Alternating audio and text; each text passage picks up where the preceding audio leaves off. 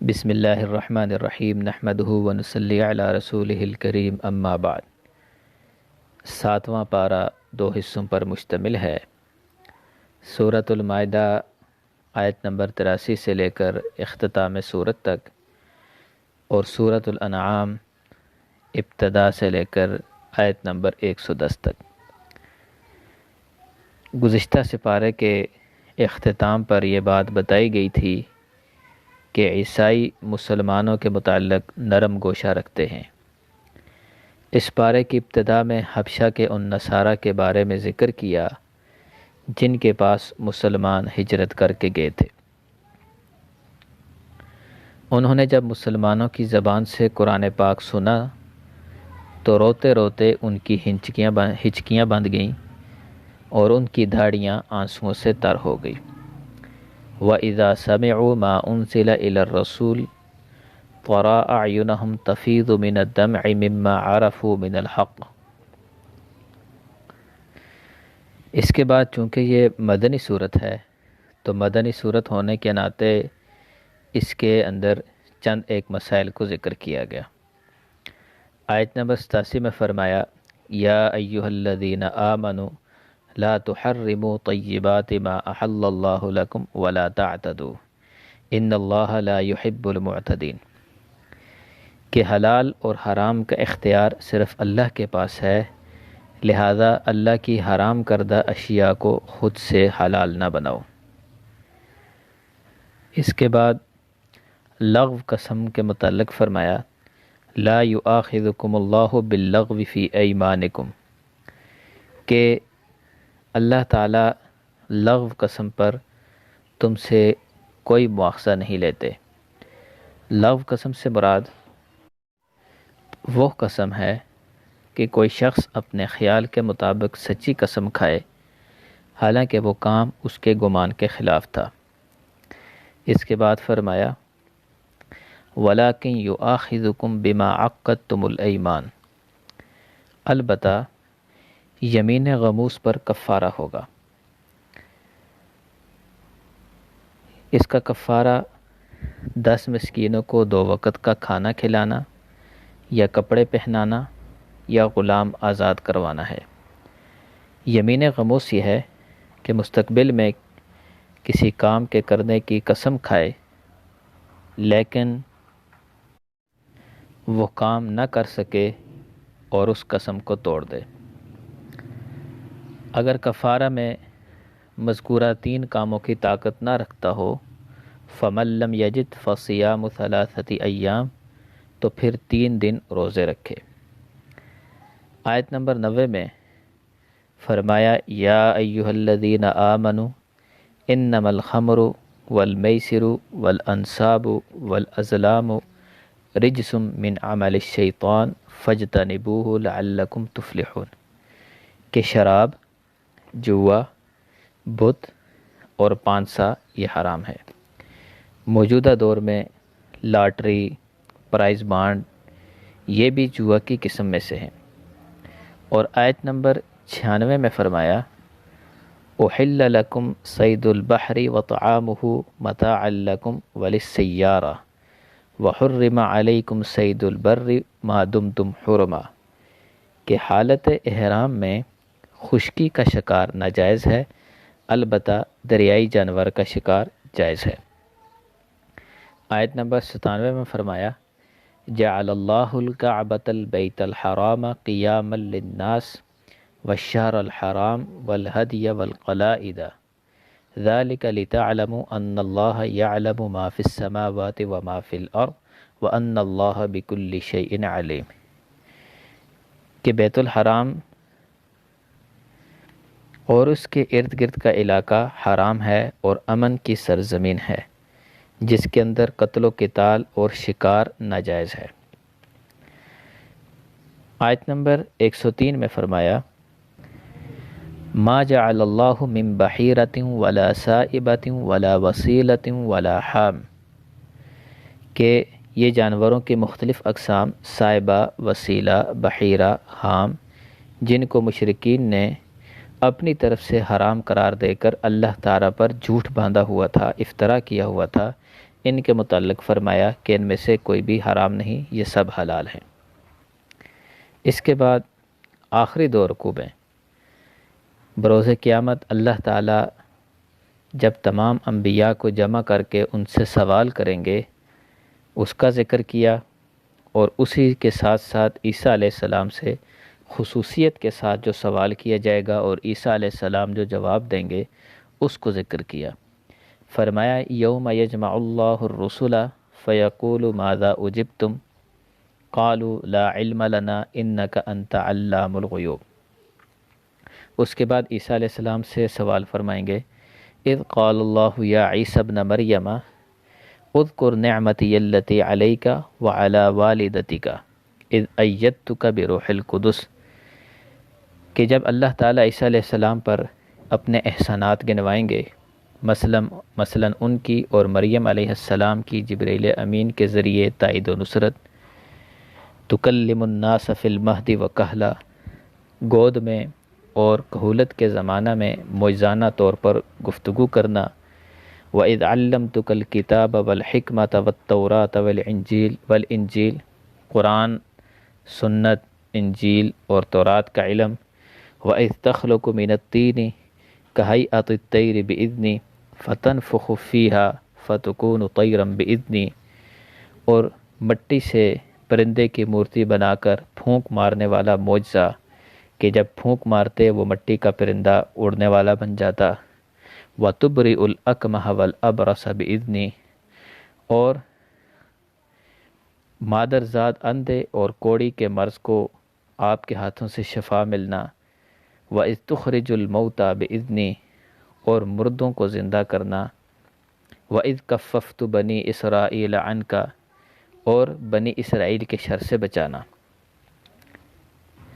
اس کے ساتھ آسمان سے آسمانی نعمتوں کے ساتھ سجا ہوا دسترخوان اس کا اترنا کہ اذ قال الحواریون یا عیسی ابن مریم هل يستطيع ربك ان ينزل علينا مائدة من السماء، اس کا ذکر، اس نعمت کا ذکر کرنے کے بعد اللہ تعالیٰ پوچھیں گے اے عیسیٰ اَأَنْتَ قُلْتَ لِلنَّاسِ اتَّخِذُونِي وَأُمِّيَ إِلَٰهَيْنِ مِن دُونِ اللَّهِ، کہ کیا تم نے لوگوں سے کہا تھا کہ مجھے اور میری والدہ کو اللہ کے سوا معبود ٹھہراؤ؟ تو آگے سے عیسیٰ علیہ السلام جواب دیں گے سبحانک ما یکون لی ان اقول ما لیس لی بحق، کہ میں تو انہیں صرف ایک اللہ کی عبادت کا حکم دیا تھا، اگر انہوں نے میری نہ حکم کی نافرمانی کی ہے تو آپ کو اختیار ہے، چاہے تو آپ انہیں سزا دیں چاہے تو معاف فرما دیں، ان تعذبہم فإنہم عبادک وإن تغفر لہم فإنک انت العزیز الحکیم۔ دوسرا حصہ سورۃ الانعام، اس کی ابتدا سے لے کر آیت نمبر 110 پر یہ حصہ مشتمل ہے۔ چونکہ یہ مکی صورت ہے اور مکی صورتوں میں توحید، رسالت اور آخرت کو بیان کیا جاتا ہے، اس حصے میں بھی یہی تین مضامین بما دلائل بیان کیے گئے ہیں۔ اسی مناسبت سے اس کے ساتھ ساتھ حضرت ابراہیم علیہ السلام کا واقعہ بھی ذکر کیا گیا۔ یہ سورۃ الانعام ترتیب کے اعتبار سے چھٹی اور نزول کے اعتبار سے 55 نمبر پر نازل ہوئی۔ اس میں 165 آیات اور 20 رکوع ہیں۔ اس صورت میں چوپاؤں کا ذکر آیا ہے، اس لیے اسے سورۃ الانعام کہتے ہیں۔ آیت نمبر 136، 38، 39 اور 142 میں اس صورت میں اللہ تعالیٰ نے مشرکین کے غلط عقائد کی تردید کے لیے تقریر اور تلقین دونوں اسلوب اختیار کیے ہیں۔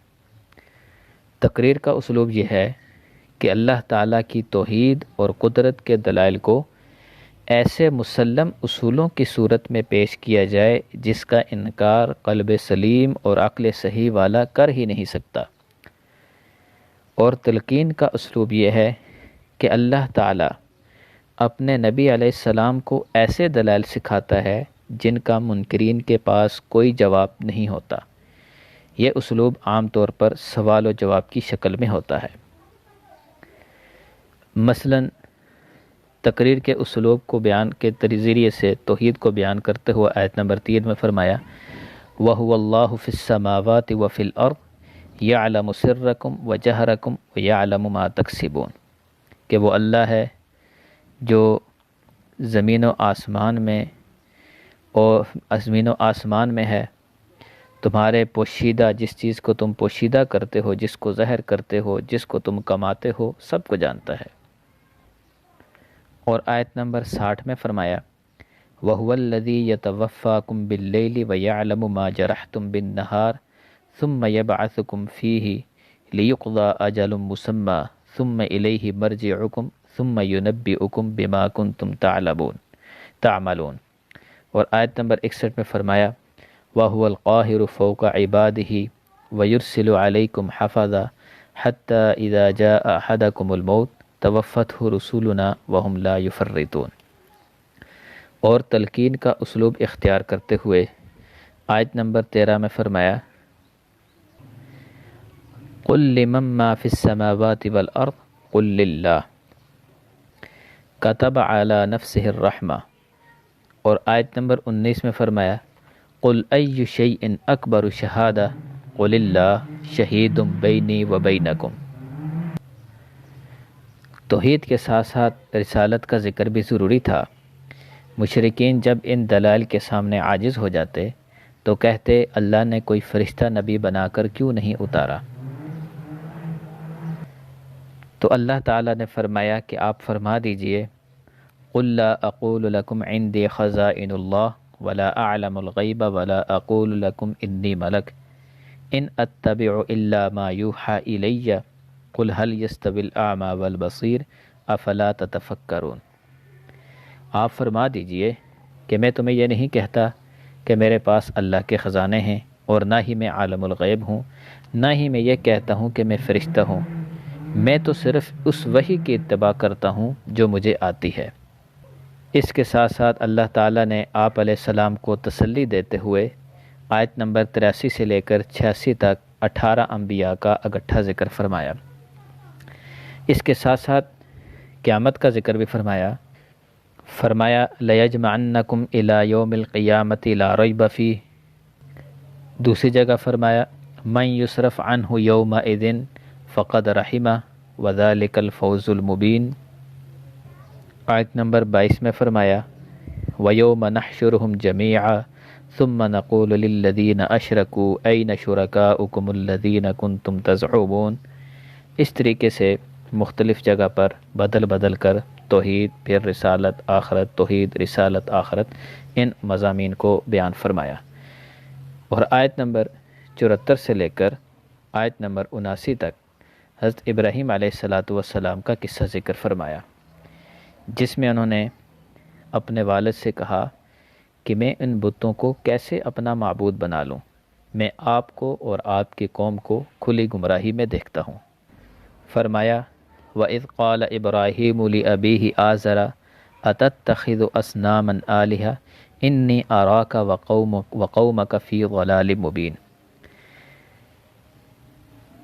اسی طرح اس کے ساتھ ساتھ ابراہیم علیہ السلام انہوں نے ان کے مختلف جو معبودان تھے ان کے متعلق سوال کیا، کچھ ستاروں کو پوچھتے تھے، کچھ چاند کو، کچھ سورج کو۔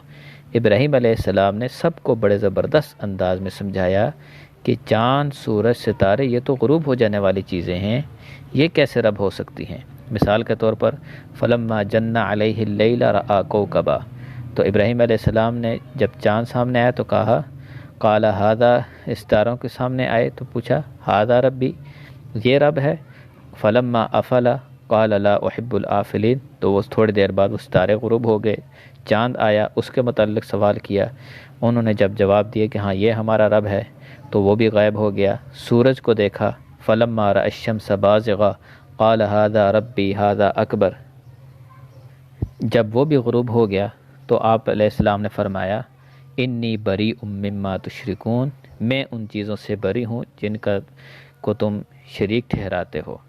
انی وجہت وجہی للذی فطر السماوات والارض حنیفا وما انا من المشرکین، کہ میں تو اپنا رخ اس کی طرف کرتا ہوں جس نے ان سب کو پیدا کیا اور میں شرک کرنے والوں میں سے نہیں۔ یہاں پر بعض لوگوں نے تفہیم کے نام پر جہالت پھیلاتے ہوئے ابراہیم علیہ السلام کے اس قول ھذا ربی کے متعلق لکھا کہ ابراہیم علیہ السلام نے ستارے، چاند اور سورج کو رب بنا لیا تھا، نعوذ باللہ۔ حالانکہ انبیاء کے متعلق یہ بات واضح ہے کہ انبیاء معصوم ہوتے ہیں، ان سے تو گناہ بھی سرزد نہیں ہوتا چہ جائے کہ شرک کر بیٹھیں، جو کہ ظلم عظیم ہے۔ اور اسی میں آگے جا کر اس نے لکھا کہ نبی راستے میں شرک کر سکتا ہے، منزل میں نہیں۔ رب کو تلاش کرنے میں ابراہیم علیہ السلام نے یہ باتیں کی، لا حول ولا قوت الا باللہ۔ حالانکہ وضاحت آپ کے سامنے آ چکی کہ ان مقامات پر ابراہیم علیہ السلام نے ان سے سوال کیا تھا تاکہ ان پر ان کے خداؤں کی حقیقت واضح ہو جائے، نہ کہ یہ انہوں نے شرک کیا تھا۔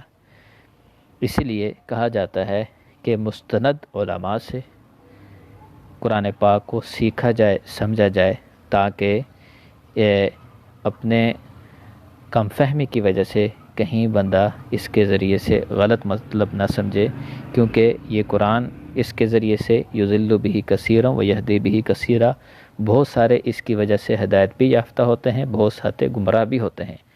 اور گمراہ کون سے ہوتے ہیں؟ جن کے اندر باطنی طور پر خرابی موجود ہوتی ہے، ورنہ قرآن حقیقت میں گمراہ نہیں کرتا۔